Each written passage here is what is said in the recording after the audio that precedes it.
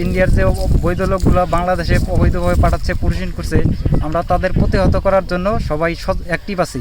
তারা যাতে কেউ মানে অবৈধভাবে বাংলাদেশে প্রবেশ করতে না পারে, বিজিবির সাথে আমরা সচরাচর অ্যাক্টিভ সতর্ক অবস্থানে আছি।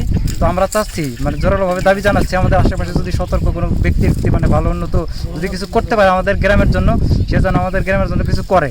যেহেতু আমরা পুলিশ সবসময় থাকে না বা বিজিবি ওখানে নাই, তারা যদি একটা ব্যবস্থা করে যদি বিজিবির একটা ছোটোখাটো ক্যাম্প করা যায় তাহলে আমাদের জন্য অনেক উপকার হয়।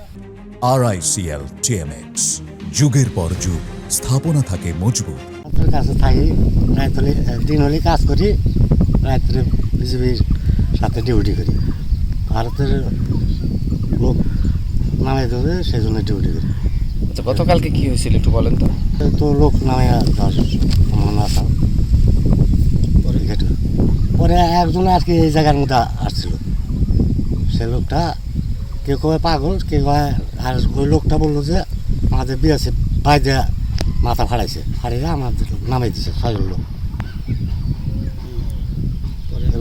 লোকটা পরে এই দিক দিয়ে দক্ষিণ মুখে চলে গেছে। আপনারা বিজিবি আপনারা কি করলেন?